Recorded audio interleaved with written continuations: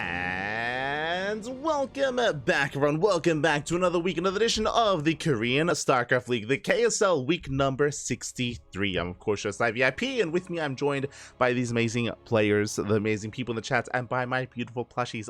Welcome, everyone. Welcome to another week of the Korean StarCraft League. Again, this is your bi-weekly dose of Korean StarCraft.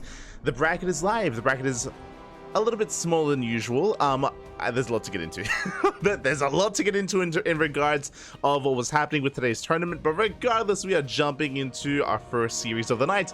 We are jumping into the quarterfinals, and spawning in the bottom right-hand corner of side Delta, we have the South Korean Protoss player, the Red Protoss, representing Twisted Minds. It is Classic. Game paused. I was just about to hit the intro button. God. We might have to remake. Oh, never mind. Okay, we're good. We'll get into it. No. We're about to get into. There we go. Beautiful. We'll count in. Game resumed. It is Classic. And spawning in the top left-hand corner, we have the American Protoss player, the Blue Protoss, representing himself, currently teamless. It is Astrea. If you're in the chat, predictions are now open. Place your bets on who you think will claim the series. Best of luck in the chat. As predictions are now open, best of luck. And yes, as Astrea did mention, we are on the Singaporean server. We're here. We're taking a bit of a road trip here to Singapore. Welcome, one and all. It is humid. It is hot. It is always wet. It's Singapore. Let's go. Now, for those that are curious, I did post earlier in the Twitch chat that unfortunately there's a bug. There's a pretty, actually, I would say, major bug on the Korean server. You cannot make lobbies. You just can't make them. You try to make them and an error occurs, basically. So you cannot host custom games on the Korean server. I don't know when this started. From my knowledge, only today, but may have been going on for like another day or two. And hopefully it's resolved soon, but basically we cannot host the event on the Korean server, so we are over in the land of the Americas instead, and we're hosting it on the Singaporean server instead. So that is the current that's the current plan. That is our current solution, at least. Now, thankfully, this will not affect Alima League. Alima League is later tonight. Of course, we're going to be casting it as we always do, but Alima League is on the PTR. Alima League is on the PTR, so all the PTR events, all the other weeklies that are also held on the PTR, they won't be affected as it's all held on the PTR servers, but events like the KSL, which is on the current patch and the current map pool, are going to be negatively affected. Same can be said for the Wardy TV Mondays. Wardy TV Mondays are also not held on the PTR, so specifically KSL and Wardy TV Monday might be negatively affected by this, depending on how long this bug does persist. SCL is going to be... that's brutal. That's also going to affect SCL. I just thought of that, but SCL is also on the Korean server, so they're going to have to try to work on that as well. I mean, they'll just have to host on the NA server instead. But yeah. Best of luck to all the events, all the tournaments that are going to be negatively impacted by this. For the time being, though, we're entering our PvP. It's going to be initially with the Gate expansion, Gate Cybercore into Stargate into expansion here by Classic. Meanwhile, Astrea, he is not going for the Stargate. Interesting. So Classic is going for a standard economic opener on side Delta. Astrea, he is avoiding that Stargate, instead going for the Twilight Council. So we will not see Phoenix Wars. Phoenix Wars will not be a thing. Oracle moves out across the map. Meanwhile, Blink is going to be on the horizon for Astrea instead, and we'll see if Astrea can minimize losses here against the Oracles of Classic, as he does move out. In general, though, economic opener, shield battery is ready in the main base mineral line. We have stalkers and sentries in position as well, and Astrea, he should be able to keep up. He should be able to minimize losses here. Should be able to hold on against the Oracle. A big shoot on that one. Yeah. We'll zone away. Classic, also working on his own Blink, is going to be far later than Astrea. So there's going to be a window in time where Astrea has Blink over his opponent. But at least, we're not embracing Phoenix Wars here. Not this time. The gateway explosion here from Classic. Second Oracle has arrived. Classic can now one-shot probes. And one-shot, but for the time being, I mean, the hallucination is chasing. Astrea is keeping up with the stalker movement. So far, so good. Maybe there'll be a fix soon. Yeah, I'm sure there will be. I'm sure. When it comes to a fix for the bug, I would assume like maybe during maintenance, like maybe on Tuesday or something. But you know, hopefully sooner. Fingers crossed. As Oracles, they dive into the main. 1, 2 probes go down. Not too bad. 2 worker kills here in the main. And the Oracles survive. Bit of hull damage on one of them, but the Oracles do make it alive, which means they can always dive back in and get even more damage. Meanwhile, we're just saturating our 2 bases, going to be probing on up. 3rd base now on the way for Classic, likewise for Astrea as well, so we are working towards that mid-game. And so far, no other major power spikes outside of the fact that Blink is soon going to finish. Blink is a couple of seconds off, Astrea can move out, and Astrea could even threaten the 3rd base. Ideally, Astrea can force a cancel. We'll see if he can. We'll see if he does. Hallucination does confirm the 3rd base. Astrea is aware. There's no way for him to reinforce, but he does have 10 stalkers. At least 7 moving out, 3 staying back at home. Or because they try to break out. Astrea, he does hit the 3rd. And he will catch all 3 of these stalkers. Yeah, 3 stalkers go down. Shield battery as well. And Classic's in a bit of trouble here. Okay, that's going to be a kill on a pylon. Blink is still available for Astrea, not for Classic. Oracles are trying to support. Up! Stasis popping off. Astrea, he notices. 2 of the stalkers get caught. At least 1 is able to reinforce. Yeah, there's going to be a cancel. Classic, he cannot stop this. Cannot save it. He's going to try, though. Does try to engage. More reinforcements on the way. The Nexus, it's so low, but it's going to survive. Classic, he will save it. Oh, the other stalker was also caught in a stasis. Astrea is getting forced back. Oh, bleeding out of the stalker. Trading 1 for 1. And nice blink control. Astrea is on the chase. He has momentum. Looking at the unit stab here. Astrea, he has double the stalker count here of Classic. With double the stalkers, he can break this. He can punish. Takes out another 2. And we're down to 2. No shield battery, no overcharge, no defensive structures whatsoever. And Classic, he's going to lose the base. No shot he can save it. He has to pull the boys. And even then, 2 stalkers left. Down to 1. Down to 1 stalker, and Astrea, he should have enough here. Picking up extra workers. I mean, reinforcements take a long time for Astrea, true. They take a long time to arrive. But despite that, it should be enough. Oh my god, yeah, we go. Now with an immortal as well. Aye. And it's just been an uphill battle here. I mean, once you gain momentum like this in a mirror matchup, like how do you recover? How can you? Outside of something like Dark Templar or a counterattack, but GG gets called, and Astrea will take game number 1. GG.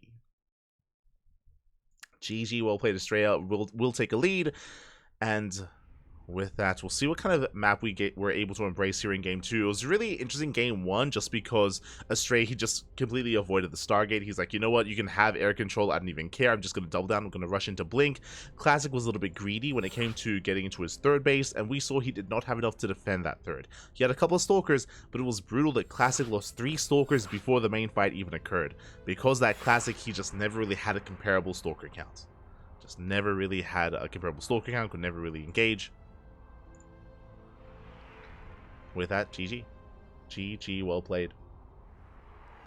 Astrea does take a lead.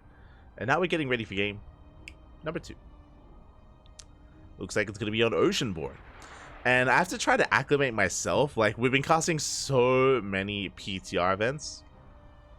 We've been casting so many PTR tournaments, and yeah, because of that, I'll be honest, like, it's, you know, it's I guess it's kind of refreshing to cast some of the new patch, the current patch. I appreciate it whenever we can.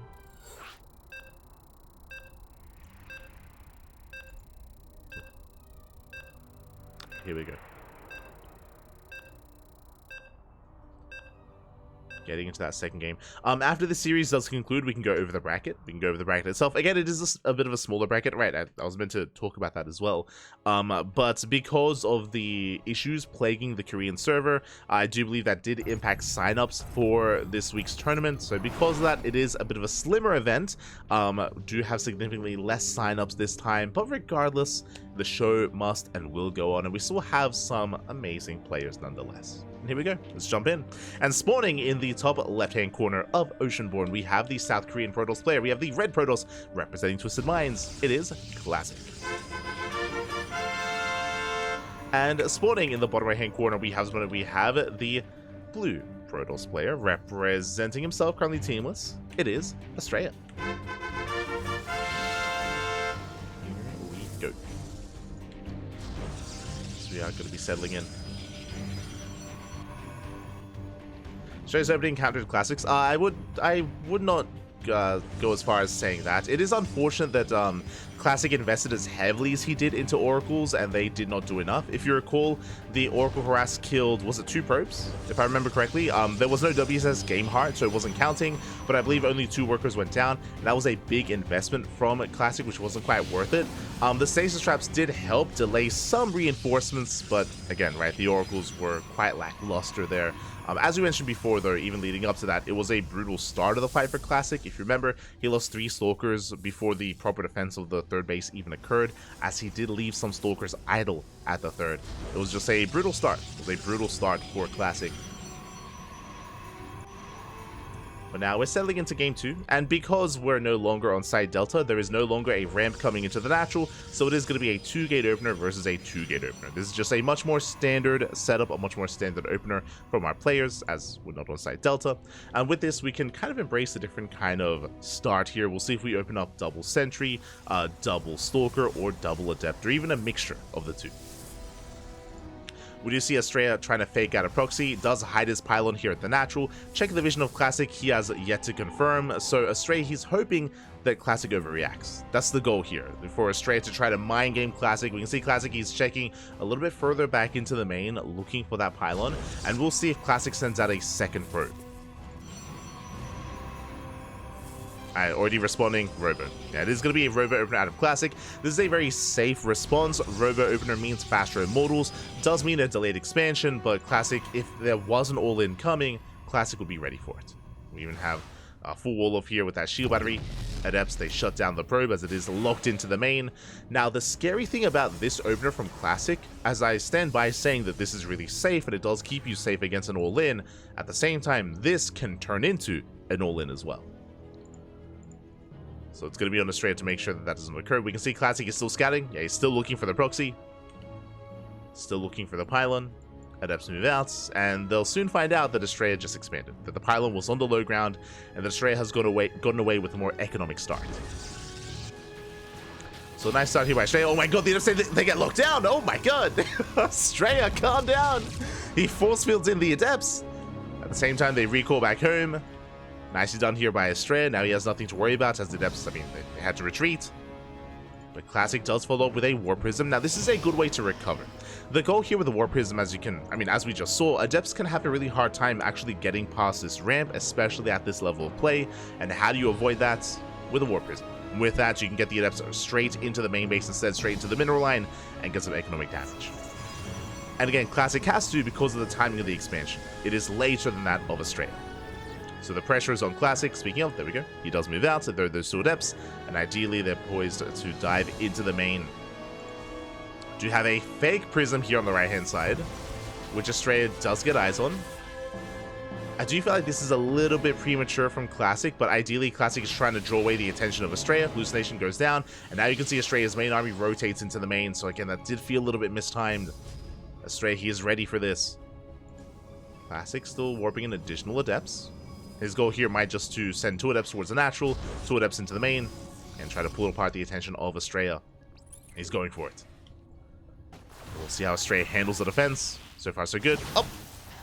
Does zone away. Adepts into the natural. Stalker's out of position. Probes are going down. He gets 1, he gets 2. 2 probe kills, gets a 3rd. Should get a 4th. Oh! Oh, not quite. 3 probes for 1 Adept. I mean, I would still say a nice trade for Classic. Meanwhile, he dives back into the main. Denies some mining time. Gets another probe. It's 1 extra probe, so 4 probes for 1 adept. Good trade so far, but now the prism is locked down, and now we're going to have to see a recall to try to escape. And from here we can see ClanKy is getting into immortal production. That's a lot of immortals early on. Blink is on the horizon. Blink is faster for Classic, bear that in mind as well. And it looks like Classic is getting ready for a move out. Yeah, we have a gateway explosion. So Classic just made a choice. Classic could have either expanded or thrown down more gateways. So 2 extra gateways. Hallucination does confirm. Checking the vision. Astrea, he does see all the gateways. He sees all the tech. He saw the lack of third. Astrea knows. Astrea, he should be aware of what's going on. And thankfully, Astrea, he does begin his own immortal production. See here, his own immortals on the way. I mean, he already has 1, soon to be 2. Now, Classic goes for his own counter scouts. There we go, more gateways for Astrea. Once again, Astrea also does not expand, not yet. But after seeing this kind of setup, Classic has to make another choice. Does he commit or does he expand? We have the answer. He expands. So despite having this robust army, Classic is not moving out. I mean, again, he sees a setup of Astrea. He knows that it's going to be difficult to really make work. So he is going to be expanding instead. Prism going to try and get out. Oh! This is going to be a brutal loss, and the Prism does go down! Very nice pick off here from Astrea. Classic moves out. He won't be able to reinforce. I don't think Classic intends on breaking Astrea. He just intends on trading and containing, as Classic is expanding. He's investing into an expansion. And we'll see if Classic can even deny the third and force a cancel. See if he can. Yep, there we go. Forces a cancel. That's all he was hoping for. Does he commit though? Yeah, Classic, he thinks better of it. He pulls away. Saturating his base. Prism is on the way. Charge as well. And this is all that Classic needs to accomplish. Just deny the third over and over again. Contain Astrea and just get further ahead. Astrea instead expanding here towards the right-hand side. Does go for the linear expansion instead. So far unscattered. Oh, nice force fields. They lock down the sentries. Oh, but the Prism. The Prism micro, let's go. Classic does save the sentries. He pulls back. Observer does spot the rotation. Astrea is aware. Classic, he looks like he's going to be checking the other third expansion. Oh, the Prism. Prism is exposed, but no blink. And no blink yet for Astrea. Prism escapes. Classic, he spots the expansion. They will force another cancel. Massive pickup. Big delay here on the third. Astrea is still stuck on 2 bases. Still cannot expand. And now with 3 immortals, I'm not so sure if Astrea can really fight this head on. He's going to try to though. Not quite. Doesn't quite get the Stalker. There we go. Third base now on the way. Astrea pulls back most of his army, moving out just with Stalkers. Just being active. Classic pushing in. Astrea going for a counterattack. Bold move here by Astrea. But he knows he has to do something across the map. Like, there's a lot of pressure on Astrea because of how late this expansion is. Does go for the mineral line. Not bad. Probes are going down. Astrea, he can always recall back home. And Classic goes for the dive. Catches an Immortal. Massive pick off. Immortal goes down. Cancels the third base. And Astrea's committing. He's crazy. Denies the warp in. Not bad. And Astrea forces a recall back home. Let's get the hell out of here. Astrea, he does escape, he does pull away. He defends, and now he can still try to expand. But the army supply is still in favor of Classic. Looking at the unit side, Classic, he's still up 2 immortals. Pushing on the right hand side. Prism is safe. Stalker count is in favor of Astrea. True. On top of that, the upgrades, right? +2 is about to finish up for Astrea as well, so he does have some good upgrades. Likewise, Classic, he lost all of his workers. Even though he has a third base, he's actually not really making use of it. Just now transferring. Transfers over. Probe counts are even. Astrea pushing in. Locks down one of the Immortals. Doesn't at least try to. Nice control by Classic. Classic taking into Disruptors. First Disruptor has arrived. Overcharge gets popped. And Astrea's all in. Astrea, he's 2 base all in. Is 2 base all in. Hitting with +2. Nova goes up. No connection. And Astrea, he might just have enough to break through. Classic was doing well, but I mean, he forced the all-in, right? He made this happen. Astrea goes to the dive, takes down one, takes down 2 Immortals, the Prism as well, the Disruptor, everything. Nervous are going up. Decent connections, but there's just not enough on the ground. Once again, Astrea, he dives in. And he takes down the final Disruptor. Oh, final Disruptor does survive a little bit longer, but there's nothing left. There's nothing out left. Nothing else here. GG gets called, and Astrea, he will take the series at 2-0. GG. Whew. GG, well played. Classic, he was playing well. He was denying the third base. He, again, forced the all-in out of Astrea. I do really like the Stalker counterattack. As you mentioned, it was very risky. Very risky from Astrea because he would leave himself vulnerable back at home, but he killed the entire mineral line. He was able to force a recall as well, and because of that, Classic should have had an economic lead. He didn't. He did not have an economic lead, or I should say, he did for a time, and what was he doing with that lead? As we saw, Classic was teching. He was teching into a bay, into Disruptors. Disruptors, they can do really well coming into a longer game state, but as we saw here against this kind of all-in, they were lackluster. We had one good Nova connection from, I want to say, 3 Disruptors, but again, that was towards the tail end of the fight and didn't really add too much. Unfortunately, Classic, he was thinking a little bit further ahead, and he was caught with his pants down. So a nice move there by Astrea. Again, it's one of those things where if Astrea had waited any longer, then I don't know if he could have made that all-in work, just because as time went on, it was getting better and better for Classic. So Astrea was on a timer, and he played well. Did play well. GG, well played. Astrea does take the series, does advance on to the semifinals, and now we can take a moment here to have a look at the brackets. Let's catch up. Let's catch up with everything that's been going on. Whew.